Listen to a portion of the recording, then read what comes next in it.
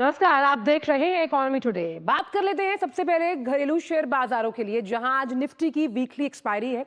आज थर्सडे है और जो ग्लोबल बाजार है वहां से मिक्स्ड रिएक्शंस आ रहे हैं और घरेलू बाजारों में भी हमने देखा कि दायरे में कारोबार होता हुआ नजर आ रहा है। तो इन तमाम बड़ी खबरों पर रहेगी हमारी नजर। वहीं अगर हम अमेरिकी बाजारों का रुख करें तो ये जो पूरा महीना है ये एक छुट्टी वाला महीना माना जाता है, क्योंकि 25 तारीख से हम देखते हैं कि तमाम जो अमेरिकी बाजार है वो करीबन 15 दिन के लिए बंद होते हैं।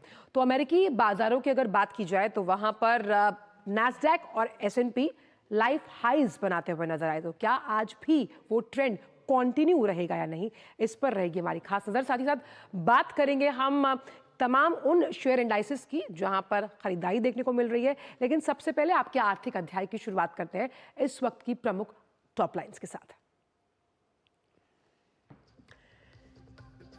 युवाओं का विजन ही सरकार का मिशन। स्मार्ट इंडिया हैकाथॉन 2024 के ग्रैंड फिनाले में प्रधानमंत्री ने कहा, युवा इनोवेटर्स के पास है 21वीं सदी के भारत को लेकर अनूठा नजरिया।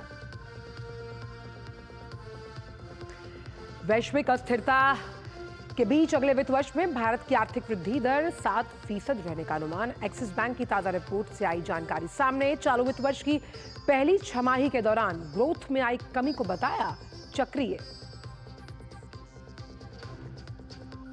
ओपेक ने कच्चे तेल की मांग के अनुमानों में इस साल की सबसे बड़ी कटौती कर रोजाना इसे घटाकर 1.6 लाख बैरल के हिसाब से किया और इससे अब कीमतों में कमी आना तय।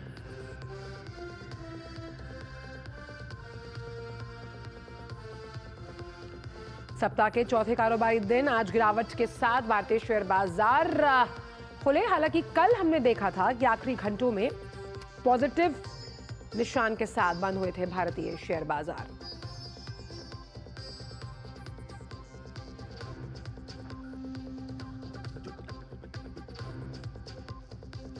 तमाम बड़ी खबरों पर हमारी नजर आएगी, जहां आज का फोकस रहेगा हैकाथॉन। समझेंगे आसान भाषा में हैकाथॉन का मतलब आखिर है क्या।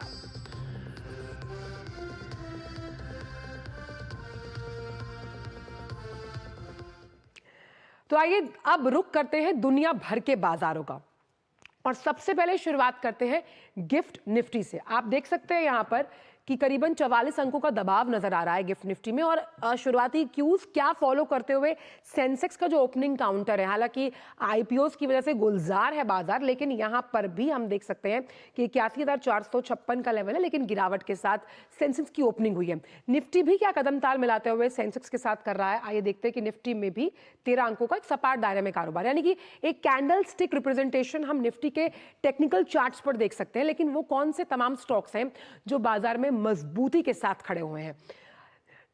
टॉप गेनर्स के चार्ट पर डालते नजर। Hindalco, ONGC, Tech Mahindra, Cipla, TCS, यानी एक मेटल काउंटर, दूसरा ऑयल एंड गैस। अगर हम बात करें दो अहम काउंटर्स आईटी सेक्टर्स के ब्लू चिप काउंटर्स हैं जहां खबरों के दम पर एक्शन है। कहां मुनाफा वसूली यानी बाय ऑन डिप का कॉल है, जहां दबाव देखा जा रहा है। अच्छे अच्छे काउंटर्स अगर कम पैसे में मिले तो बात ही क्या है। Ultra cement, SBI life, Trent, Bajaj auto, Asian paints. अब ऑटो इंडस्ट्री में ईवी यानी कि इलेक्ट्रिकल व्हीकल्स के सेगमेंट को लेकर जो रिपोर्ट है उसकी वजह से स्टॉक में एक्शन है। अल्ट्रा सीमेंट की जब हम बात करते हैं यहां पर भी खबरों के दम पर एक्शन नजर आ रहा है तमाम इन स्टॉक्स में। तो स्टॉक्स की ये रैली क्या कायम रहेगी, इस पर भी हम डालेंगे नजर। लेकिन अब सीधा अपना फोकस शिफ्ट करते हैं और बात करते हैं आज के फोकस से जुड़ी हुई।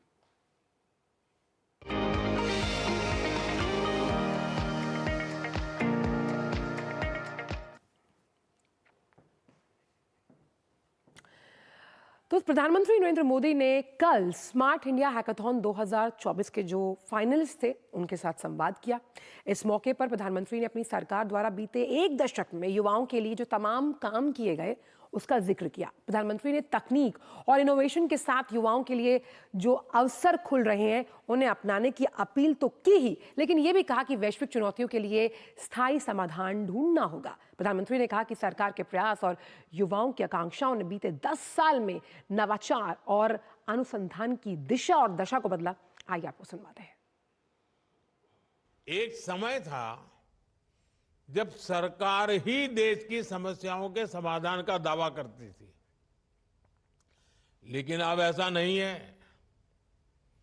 आज ऐसे हैकाथॉन के जरिए स्टूडेंट्स, टीचर्स और मेंटर्स को भी इन समाधानों से जोड़ा जा रहा है।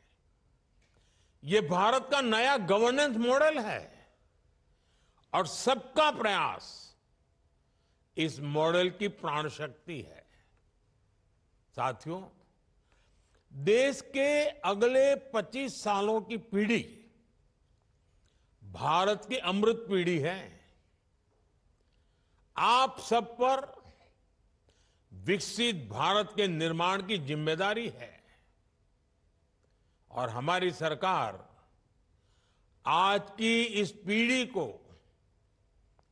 हर साधन संसाधन सही समय पर देने के लिए कमिटेड है।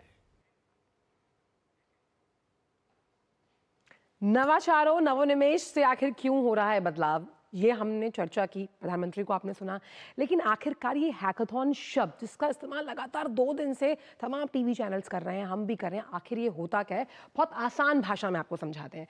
हैकाथॉन शब्द जो है वो 2 शब्दों का समायोजन है, हैक और मैराथन। इन 2 शब्दों से बना हुआ है। अब हैकर का मतलब है एक चतुर प्रोग्रामर जो स्मार्ट है, जिसके पास स्मार्ट सॉल्यूशंस हैं। मैराथन यानी एक ऐसा आयोजन जिसमें आपके धीरज यानी कि आप कितनी आसानी और संवेदना के साथ साथ काम कर सकते हैं उसकी जरूरत है। अब हैकाथॉन जो ये आयोजन है, ये पहला आयोजन 1999 में कनाडा में किया गया था। और इस हैकाथॉन में होता क्या है, अलग अलग पृष्ठभूमि से और अलग अलग इंटरेस्ट रखने वाले लोग, अलग अलग उनकी कौशल प्रतिभाएं होती हैं, उनको एक मंच मिलता है, यानी कि एक अम्ब्रेला के एम्बिट में तमाम लोग काम करते हैं।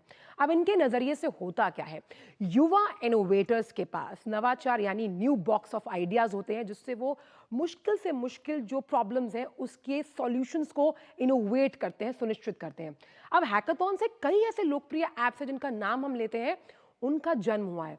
फेसबुक, जिसको आप मैं बिना यूज करे शायद रह नहीं सकते, उसके कई लोकप्रिय फीचर्स जो हैं वो हैकाथॉन प्रोजेक्ट के दौरान बनाए गए, जैसे कि जो लाइक बटन आप इस्तेमाल करते हैं, फेसबुक का चैटबॉट, वीडियो और जो टाइमलाइन होती है ना आपकी, जिसमें आप वर्षों पीछे जाकर अपनी सुखद मेमोरीज को देखते हैं, ये कहां से आया? ये हैकाथॉन से आया। हैकाथॉन की सफलता का एक और उल्लेखनीय उदाहरण क्या है? ग्रुप मी, यानी कि एक ऐसा मैसेजिंग ऐप जहां पर आप ग्रुप में जाकर मैसेज कर सकते हैं। और आपकी वो चिड़िया जो हर रोज चींची करती है, micro blogging social networking site Twitter, वो भी हैकाथॉन की देन है। यानी जब तमाम ये स्मार्ट माइंड्स इकट्ठा हुए, इग्नाइट हुए और वहां से इस तरह के आइडियाज और सॉल्यूशंस निकले।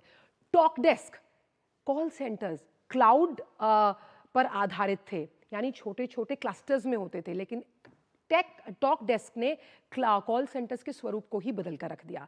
अब इन सब बातों से होता यह है कि जो नई प्रतिभाएं होती हैं उन्हें एक मंच तो मिलता है एंटरप्रेन्योरशिप का, और इसी को विकसित करने के लिए हैकाथॉन कारगर साबित होते हैं। तो ये लब्बो लुबाब हमने कोशिश की आपको समझाने की आखिरकार हैकाथॉन होता क्या है। लेकिन अब 7 हैकाथॉन अब तक हो चुके हैं जो स्मार्ट हैं, इनोवेशन के साथ भरे हुए हैं। इनसे हुआ क्या, अब आप इसको इस वॉल से इजीली समझ पाएंगे। यानी हैकाथॉन स्मार्ट इंडिया की जो 2024 की थी, उसमें 1300 से अधिक विद्यार्थी टीमें रहीं। ये कल से शुरू हुआ, जहां 51 नोडल केंद्र हैं। अब सॉफ्टवेयर संस्करण 36 घंटे तक लगातार, यानी 36 घंटे तक नॉन स्टॉप ब्रेनस्टॉर्मिंग होगी। और तमाम जो अलग अलग विभाग हैं, जो मंत्रालय हैं, उनकी अलग अलग समस्याएं हो सकती हैं। यानी आप वन स्टॉप क्लियरेंस देना चाहते हैं, आप वन स्टॉप सॉल्यूशंस देना चाहते हैं, घर बैठ के स्मार्टली उस पर ये काम करेंगे। हार्डवेयर संस्करण जो होगा, यानी सॉफ्टवेयर जब आप कंप्यूटर्स के जरिए करते हैं, हार्डवेयर यानी कि जब आप फिजिकली इंटरैक्ट करके प्रॉब्लम्स का सलूशन देते हैं, ये दोनों ही काम 11 से 15 सितंबर तक होने हैं। और राष्ट्रीय महत्व के, अब राष्ट्रीय महत्व के बहुत इंपॉर्टेंट यानी नेशनल इंपॉर्टेंस के वो 17 इंपॉर्टेंट सब्जेक्ट्स जिन पर काम होना है, इसको वाइप आउट करते हैं। तो वो कौन से हैं? यानी सबसे पहले हेल्थ। आप देखिए कि कोविड में हमने स्मार्ट सॉल्यूशंस के जरिए कोविड को खदेड़ने में सफलता हासिल की। तो इसलिए स्वास्थ्य में तो हमें स्मार्ट सॉल्यूशंस चाहिए ही। इसके साथ साथ लॉजिस्टिक्स, कैसे अगर हम सामानों को कम समय में गतिशीलता के साथ पहुंचाएं, यहां पर स्मार्ट सॉल्यूशंस चाहिए। हमें स्मार्ट सॉल्यूशंस चाहिए जब हम समृद्धि से संस्कृति को विकसित और सहेजने की बात करते हो, तो इस विषय पर भी चर्चा है। साथ ही साथ आप ई लर्निंग, कोविड में सबसे इंपॉर्टेंट डिजिटल लर्निंग को कितना बड़ा बूस्टअप मिला, तो कैसे इसे और निखारा जा सकता है, तो ये एक इंपॉर्टेंट टॉपिक है। जल संचयन, यानी कि जब हम पानी को रिजर्व करने की बात करते हैं, हम बात करते हैं कृषि और खाद्य में, हम तो अब ड्रोन उतारने की तैयारी कर रहे हैं जब हम कृषि को टेक्नोलॉजी से जोड़ने की बात करते हैं। इसका हमने एक मुजाहिरा बजट में भी देखा। अब उभरती हुई प्रौद्योगिकियां क्या हैं? बहुत सिंपल सा एक स्मार्ट सॉल्यूशन मैं आपको बताऊं। पहले आप पानी को उबालते थे, फिर उसे ठंडा करते थे कि आपको पानी को साफ बनाना है। Now you have water purifiers. Smart innovations में कौन सी नई टेक्नोलॉजीज अब जुड़ती जाएंगी, ये इस पर भी चर्चा करेगा। आपदा प्रबंधन, यानी जब हम नेचुरल क्लैमिटीज में, नेशनल डिजास्टर से निपटने की बात करते हैं, उसमें स्मार्ट सॉल्यूशंस, ये स्मार्ट इनोवेटर्स कैसे देंगे, इसको भी हम पता करेंगे। आगे बढ़ते हैं। अब बात, क्योंकि इसरो पर लगातार हम ऐसे कई परचम लहरा रहे हैं जब हम बात करते हैं स्पेस सेक्टर की, तो अंधेरे वाले क्षेत्रों के चित्रों को बढ़ाना, क्योंकि हम अगर चंद्रमा पर जाना चाहते हैं, हमें वहां पर जो तस्वीरें खींची जाती हैं सैटेलाइट के जरिए, हम जानना चाहते हैं, खोजना चाहते हैं, तो उसके लिए स्पेस में भी टेक्नोलॉजी की जरूरत है। गंगा जल की गुणवत्ता की निगरानी, ये तमाम वो इंपॉर्टेंट पॉइंटर्स हैं जो विकसित भारत 2047 की उस परिकल्पना को परिलक्षित करने के लिए मार्ग को प्रशस्त करता है। एक स्मार्ट योगा मैट, योगा जिसे घर घर तक हमने पहुंचाया कि यूनाइटेड नेशंस को एक दिन डेडिकेट करना पड़ गया योगा डे के लिए। अब इन 54 मंत्रालयों की 250 से ज़्यादा समस्याएं हैं, लेकिन कोई भी समस्या किसी आइडिया से बड़ी नहीं होती। आइडिया ज़्यादा बड़ा होता है जो उसको सॉल्व करता है। आंतरिक हैकाथॉन में 150% वृद्धि हमने देखी, जो 7 हैकाथॉन्स हुए, और 2024 में हमने देखा कि 86,000 से अधिक टीम्स ने हिस्सा लिया। अब इसका मतलब समझ रहे हैं कि कैसे यंग माइंड्स को ये समझ में आ रहा है कि टेक्नोलॉजी के जरिए हम मुश्किल से मुश्किल प्रॉब्लम का solution on the table with data mapping, with algorithm आपको प्रोवाइड करवा सकते हैं। तो ये लब्बो लुबाब रहा स्मार्ट इंडिया हैकाथॉन के बारे में। हैकाथॉन आखिर होता क्या है, ये हमने आपको समझाया, लेकिन इस पर ज्यादा और जानकारी कि आखिरकार अब चुनौतियां क्या हैं और चरणबद्ध तरीके से ये हैकाथॉन्स कैसे एक स्टेबल सोल्यूशन हमें प्रोवाइड करेंगे, इस पर करेंगे हम चर्चा। बेहद खास मेहमान हमारे साथ जुड़ेंगे। इसे जानने के लिए आप देखते रहिए DD न्यूज़ का एक खास शो इकोनॉमी टुडे।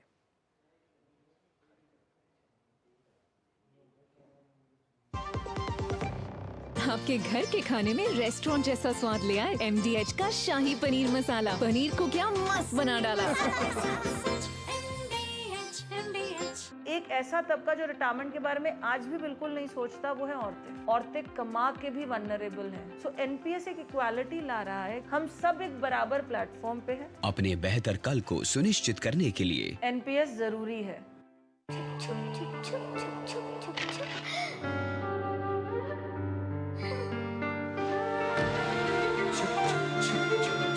आ जाओ। Yes papa. जिंदगी किसी के लिए नहीं रुकती, हम भी आपको कहाँ रुकने देंगे। जिंदगी के हर मोड़ पर LIC है तो इंश्योर्ड है। LIC हर पल आपके साथ। MDH का किचन किंग किचन में हो तो हम सब कुछ बना सकते हैं। बैंगन का भरता, आलू गोभी, भिंडी मसाला और भी बहुत कुछ। MDH।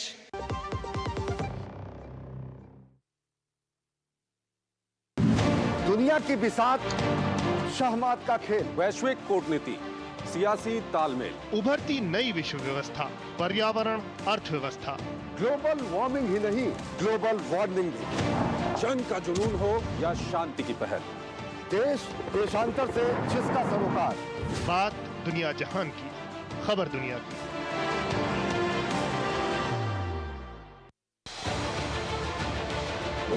उत्तर से दक्षिण तक, पूर्व से पश्चिम तक, देश हो या दुनिया की, खबर है तो पड़ताल जरूरी है। देखिए हमारे साथ मेरे पीछे भारत की सबसे एजेंडा भारत का रहा है और किस तरह से एक नई शुरुआत इस वक्त DD न्यूज पर।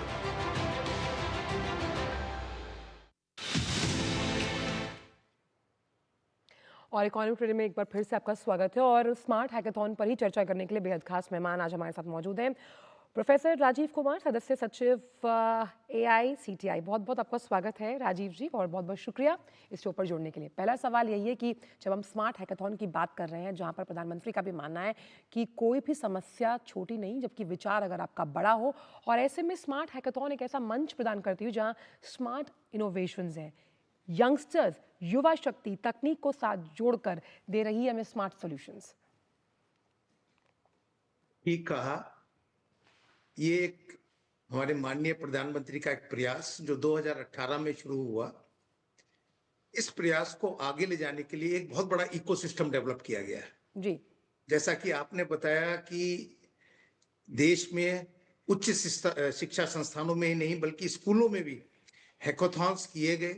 उनके आउटकम के द्वारा ये एक बड़ा आयोजन SIH का किया गया 24 का, और ये एक प्रयास इकोसिस्टम डेवलप करने के लिए था, जिसमें आपने अभी अपने प्रेजेंटेशन में दिखाया कि क्या सक्सेस स्टोरी थी।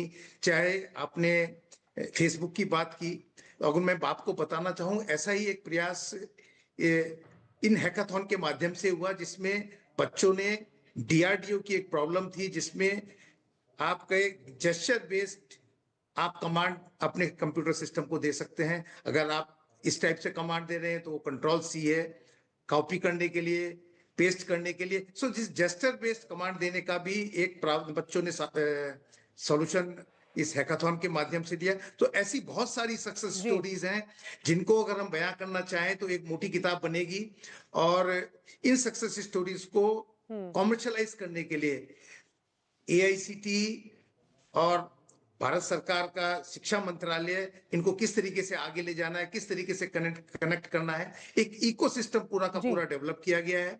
हमारे छात्र जो इस हैकाथॉन में पार्टिसिपेट करते हैं या जो नहीं पार्टिसिपेट करते, क्योंकि एक प्रॉब्लम के बहुत सारे सॉल्यूशंस हमारे बच्चे देते हैं, और उन सॉल्यूशंस को जो हमारे डिपार्टमेंट्स हैं, गवर्नमेंट ऑर्गेनाइजेशंस हैं, उनको आगे ले जाते हैं। वो आगे किस तरीके से ले जाते हैं, उनको बच्चों को इंटर्न्स के रूप में वो अपने साथ जोड़ते हैं, उन सॉल्यूशंस को मैच्योर करते हैं और उनको इंप्लीमेंट करते हैं। जो भारत सरकार का, चाहे वो इसरो हो, DRDO हो, एटॉमिक एनर्जी हो या और दूसरे मंत्रालय हो, सभी के सभी अपनी प्रॉब्लम्स यहाँ पर लेके हमको देते हैं, हम बच्चों को लेके जाते हैं, बच्चे उसका समाधान देते हैं। इससे दो फायदे होते हैं।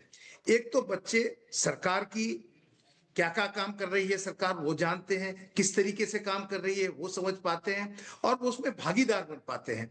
और भागीदार बनने के बाद वो देश की अर्थव्यवस्था को, देश की टेक्नोलॉजी को आगे ले जाने में एक बहुत बड़ा मार्ग बनते हैं। तो इसके बहुत सारे यूज। कुमार साहब, क्योंकि हम यहाँ पर सॉल्यूशंस की बात करें तो मुझे गांधी जी का एक मंत्र याद आ रहा है, हम सबने वो पढ़ा होगा।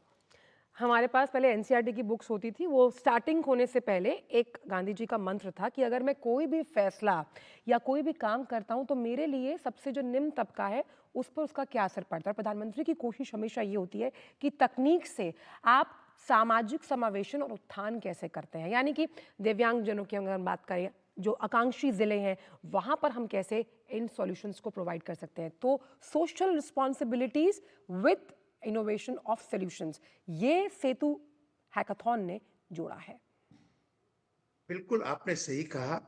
सोशल रिस्पॉन्सिबिलिटीज का के समाधान के लिए, चाहे वो दिव्यांगों की समस्याएं हो या समाज के सबसे नीचे, सबसे रिमोट एरिया में बैठे हुए आदमी की समस्या हो, उसका समाधान देने का प्रयास हमारे बच्चों ने किया है। मैं आपके साथ अगर शेयर करूं जी, जैसे नेचुरल कैलेमिटीज, आपदाएं जब आती हैं, उनमें किस तरीके से हम स्मार्ट तरीके से समाधान दे सकते हैं, क्योंकि अब हमारे पास डेटा है, हमने डेटा का यूज किया है और समाधान हमारे बच्चों ने देने का प्रयास किया है। पहले हमारे पास ये था कि हमारे पास डेटा होता था लेकिन हम उस डेटा का यूज नहीं करते थे। बच्चों ने एक नया रास्ता खोला है, टेक्नोलॉजी को यूज करके, AI, deep learning, data science को यूज करके डाटा उन्होंने समाधान देने का प्रयास किया है। अगर मैं दिव्यांगों की बात करूं तो दिव्यांगों के लिए ऐसे ऐसे सॉल्यूशंस दिए हैं टेक्नोलॉजी का यूज करके कि बहुत उनका जीवन सुगम हो सकता है। चाहे वो एजुकेशन की बात हो, पढ़ने की बात हो, ऐसे ऐसे ऐप डेवलप किए हैं कि दिव्यांग उन ऐप्स को यूज करते हुए शिक्षा को, संपूर्ण शिक्षा को प्राप्त कर सकते हैं। ये सारे समाधान हमारे छात्रों ने इन हैकाथॉन के माध्यम से देने का प्रयास किया है। अटल टिंकरिंग लैब्स, यानी कि मुझे याद है कि मेरी बिटिया जब 6th क्लास में थी तो पहली बार उसने अटल टिंकरिंग लैब का जिक्र मेरे सामने किया। स्कूलों को चिन्हित किया जाता है इन लैब्स के ज़रिए, मतलब जहाँ पर जो बच्चे जिनका दिमाग शेपअप हो रहा है, हम उन्हें शुरू से ही अनुसंधान यानी रिसर्च और डेवलपमेंट की आदत डाल रहे हैं। सोशल मीडिया से हटकर ये आदतें कैसे भारत के उस भविष्य की बात करते हैं जिसकी ताकत युवा है, जिनका जिक्र प्रधानमंत्री ने कल अपने संवाद में भी किया। बिल्कुल, अटल टिंकरिंग लैब जो स्कूल्स में खोले गए हैं वो बच्चों में स्कूल से प्रारंभ से ही, क्योंकि ये क्रिटिकल थिंकिंग, टीम वर्क, ये बच्चों में अगर स्कूल के लेवल पे ही अगर पढ़ जाता है तो वो कुछ बहुत बड़ा कर सकते हैं जब वो हायर एजुकेशन में आते हैं। इसी को आगे ले जाते हुए जो ये प्रयास है इनोवेशन का, इसको स्कूलों तक भी ले जाया गया है। मैं आपको बताना चाहूंगा, करीबन 15,000 स्कूलों में, देश के 15,000 स्कूलों में इनोवेशन काउंसिल्स खोले गए हैं। ये इनोवेशन काउंसिल्स बच्चों को किस तरीके से इनोवेशंस को आगे ले जाया जा सकता है, किस तरीके से उनको प्रोत्साहित किया जा सकता है, इनको सेंट्रली हम दिल्ली से AICT में हमारी एक बहुत बड़ी टीम है जो इनको काउंसलिंग करती है। यही इनोवेशन काउंसिल, करीबन इतने ही innovation councils higher education institutions में भी, उच्च शिक्षा संस्थानों में भी खुले हुए हैं। और उन्हीं का परिणाम है कि आपने देखा होगा, अपना डेटा जो आपने प्रेजेंट किया, कि एक स्टीप राइज, लोगों का इंटरेस्ट। इस बार 84,000 टीमों ने हैकाथॉन में अपने आइडियाज, सॉल्यूशंस हमारे पास भेजे।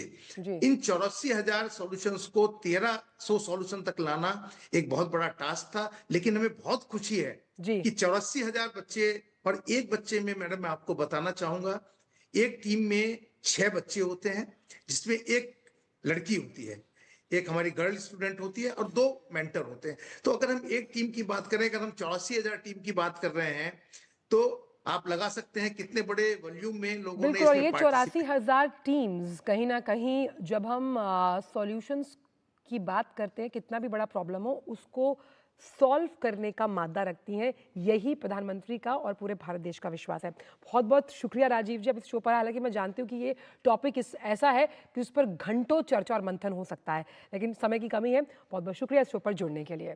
तो हैकाथॉन के जरिए स्मार्ट सोल्यूशंस तो हम दे ही रहे हैं, क्योंकि तकनीक, युवा शक्ति और डेमोग्राफिक डिविडेंड भारत की शक्ति है।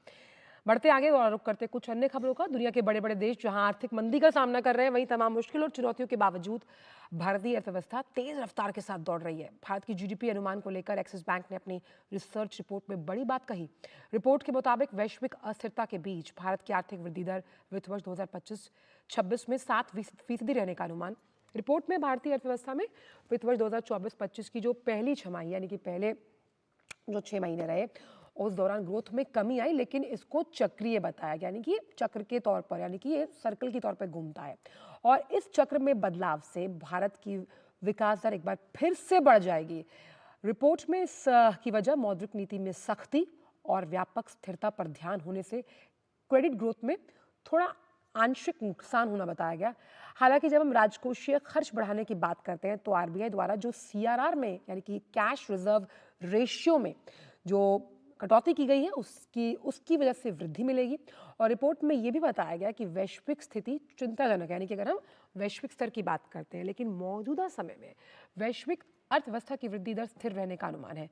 इससे पहले जो रिपोर्ट आई S&P ग्लोबल रेटिंग्स की, उसमें यह कहा गया था कि वित्त वर्ष 2025 में भारतीय अर्थव्यवस्था 6.8% की दर से आगे बढ़ेगी।